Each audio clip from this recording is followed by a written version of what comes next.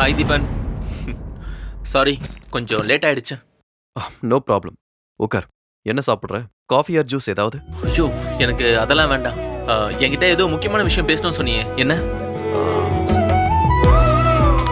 அஃபிஷியலா பர்சனலா? பர்சனல் தான். அதான் உன்னை இங்கே வர சொன்னேன். சரி சொல்லு தீபன், ஏதாவது குட் நியூஸ் இருக்கா? அது குட் நியூஸா பேட் நியூஸான்னு நீ சொல்றத பொறுத்து தான் இருக்கு. என்ன சொல்ற? எனக்கு புரியலையே தீபன். இல்ல, என் வீட்டில் எனக்கு கல்யாணம் பண்றதுக்கு பொண்ணு பார்த்துக்கிட்டு இருக்காங்க. நிறைய அலன்ஸை காமிச்சிட்டாங்க.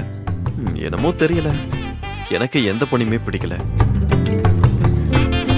எங்க வீட்லயும் எனக்கு பொண்ணு பார்த்து பார்த்து டயர்ட் ஆயிட்டாங்க. கடைசியில உனக்கு பிடிச்ச மாதிரி பொண்ணு இருந்தா நீயே சொல்லுப்பா, நாங்க பேசி அவளையே கல்யாணம் பண்ணி வைக்கிறோம்லாம் சொன்னாங்க. நானும் யோசிச்சு பார்த்தேன். பார்த்ததும் என் மனசுக்கு பிடிச்சு போன ஒரு பொண்ணு இந்த ஊர்ல தான் இருக்கா. யாரு தீபன்? சொல்லு, உடனே போய் நான் பேசுறேன். இல்ல, அந்த பொண்ணுக்கு என்ன பிடிக்குமான்னு தெரியலையே. என்ன கல்யாணம் பண்ணிப்பாளுன்னு சந்தேகமா இருக்கு. உன்னை பிடிக்காத ஒரு பொண்ணு இருந்தா கண்டிப்பா ஒரு பைத்தியமா தான் இருப்பா. நீ அதை பத்திலாம் கவலைப்படாத. நானே போய் பேசி உன் கல்யாணத்துக்கு டேட்டை ஃபிக்ஸ் பண்ணிட்டு வந்துடுறேன். நிஜமா பண்ணுவிய? கண்டிப்பா பண்றேன். யாரு? பொண்ணு உனக்கு தெரிஞ்ச பொண்ணுதான். எனக்கு தெரிஞ்ச பொண்ணா? அப்போ இன்னும் வசதியா போச்சு. நம்ம ஆபீஸ்ல ஒர்க் பண்ற பொண்ணா? இல்ல. நம்மளோட மியூச்சுவல் ஃப்ரெண்ட்ஸ்ல யாராவது இருக்காங்களா? இல்ல சார், அதெல்லாம் இல்ல. அப்போ யாரா இருக்கும்னு என்னால கெஸ் பண்ண முடியலையே. சரி, நீயே சொல்லிடு. உன்னோட தங்கச்சி சக்தியை தான் எனக்கு ரொம்ப பிடிச்சிருக்கு.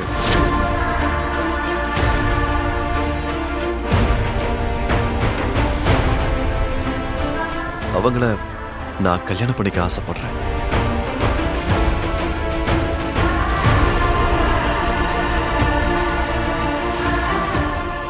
ஃபர்ஸ்ட் டைமா உங்க வீட்டுக்கு வந்து அவங்கள பார்த்ததுமே எனக்கு ரொம்ப பிடிச்சிருச்சு. நீ அவங்களோட பாஸ்ட் லைஃப்பை பத்தி சொன்னதுமே எனக்கு ரொம்ப கஷ்டமாயிடுச்சு. இவ்வளவு அழகான அறிவான பொண்ணுக்கு வாழ்க்கை சரியா அமையலையேன்னு ரொம்ப வருத்தப்பட்டேன். அதோட சக்தி மாதிரி ஒரு பொண்ணு எனக்கு மனைவியா கிடைச்சா அவ லைஃப் மட்டும் இல்ல, என் லைஃப்பும் சந்தோஷமா மாறும்னு நினைக்கிறேன். எனக்கு அவளை கல்யாணம் பண்ண பரிபூரண சம்மதம்.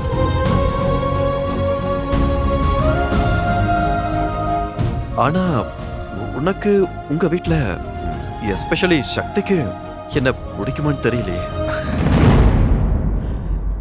எனக்கு எப்படி உன்னை பிடிக்குமோ அதே மாதிரி தான் என் வீட்டுல உன்னை எல்லாருக்குமே பிடிக்கும்.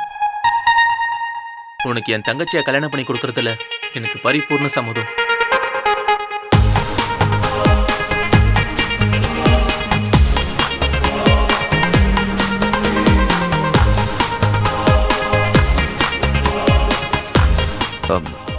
நீ ஓகே சொல்லிட்ட. அது உன் தங்கச்சி என்ன கல்யாணம் பண்ணிக்க சம்மதம் சொல்லுவாளா? கண்டிப்பா சம்மதிப்பா. உண்மையாவே உன்னை கல்யாணம் பண்ணிக்க என் தங்கச்சி தான் கொடுத்து வச்சிருக்கணும். நான் இந்த விஷயத்தை பத்தி சக்தி கிட்ட இன்னைக்கே பேசுறேன். சரி, சக்தி மட்டும் என்ன கல்யாணம் பண்ண ஒத்துக்கிட்டான்னா உன்னை என்னோட எல்லா பிசினஸ்லயும் ஷேர் ஹோல்டர் ஆக்கிடுறேன்.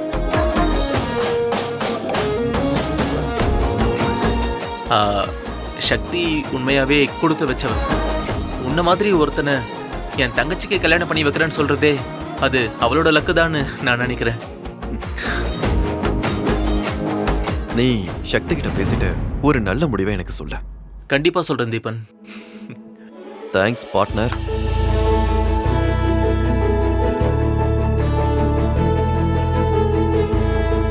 தீபன், என் தங்கச்சியை கல்யாணம் பண்ணிக்கிறேன்னு சொன்னதுல எனக்கு ரொம்ப சந்தோஷம். சக்தி கல்யாணத்துக்கு சம்மதிச்சிட்டா அடுத்த மாசமே நான் அவளை கல்யாணம் பண்ணிக்கிறேன். ஓகே ஓகே தீபன், நான் இப்பவே போயிட்டு இதை பத்தி சக்தி கிட்ட பேசிடுறேன். ஓகே, நான் கிளம்புறேன். சரி.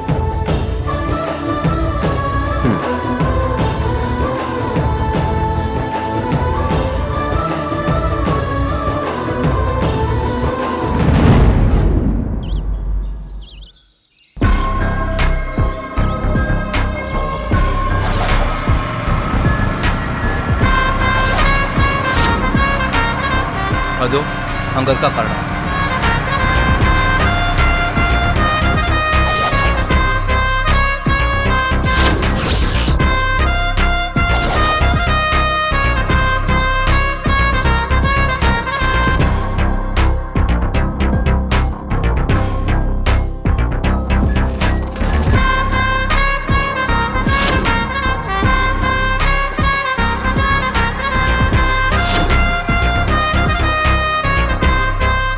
என்ன மேனகா, ஒரு வாரமா உன்னை ஆளையே காணோம். போலீஸ் ஸ்டேஷன்லாம் போய் கம்ப்ளைண்ட்லாம் பண்ணிருக்க.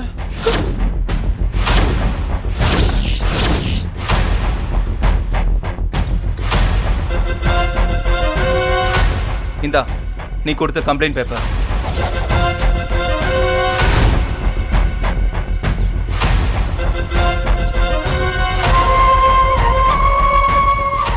மச்சான், கம்ப்ளைண்ட் பேப்பர்ல என்ன எதுக்குன்னு படியா?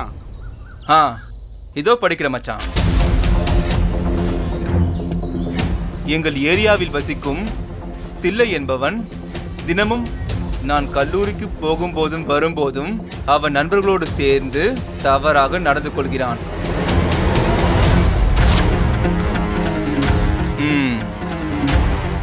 என் கையை பிடித்து இழுக்கிறான். என்னிடம் தவறாக நடக்க முயற்சி செய்கிறான். என்னை படிக்க விடாமல் தினமும் போன் செய்து ஆபாச வார்த்தைகளால் திட்டி நான் கல்லூரியில் படிக்க கூடாது என மிரட்டுகிறான். பாத்தீங்களாடா? அவன் மீது சட்டப்படி நடவடிக்கை எடுக்கும்படி தாழ்மையுடன் கேட்டுக்கொள்கிறேன்.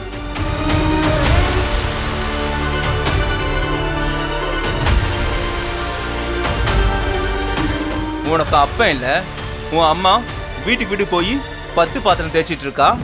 நீயும் அம்மா மாதிரி போய் 10 பாத்திரம் தேய்க்க வேண்டியதானே? படிச்சு என்ன பண்ண போற? படிச்சதெல்லாம் போதும், வீட்டுக்கு ஓடு போ. என்ன படிக்க கூடாதுன்னு சொல்ல நீ யாரு? நான் படிப்பேன், பெரிய வேலைக்கு போவேன். உன்னால முடிஞ்சதை நீ பாத்துக்கோடா. ஓ, அந்த அளவுக்கு உனக்கு தைரியம் வந்துருச்சா? டேய், பேக புடுங்குங்கடா.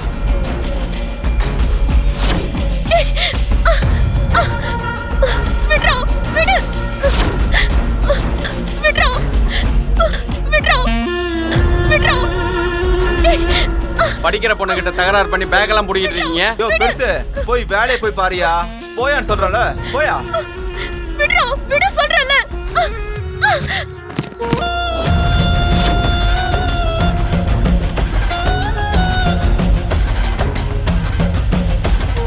இங்க பாரு, இந்த ஏரியா கவுன்சிலர் பையன் நான் சொல்றேன். இதுக்கப்புறம் நீ காலேஜ் பக்கம் போகவே கூடாது. ஒழுங்கா வீட்டுக்கு போ. போ. என்னடி பாக்குற? போடி. ஏய்.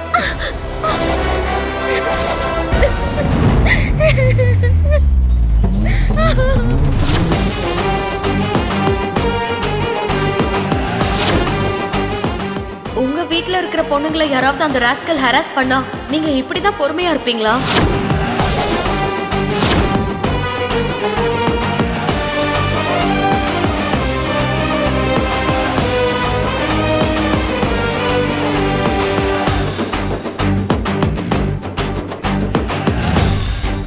இன்னொரு தடவை நீ காலேஜ் போறன்னு பேக தூக்கிட்டு வந்த, பேகோட உன்னையும் சேர்த்து கொளுத்தி போட்டுருவேன்.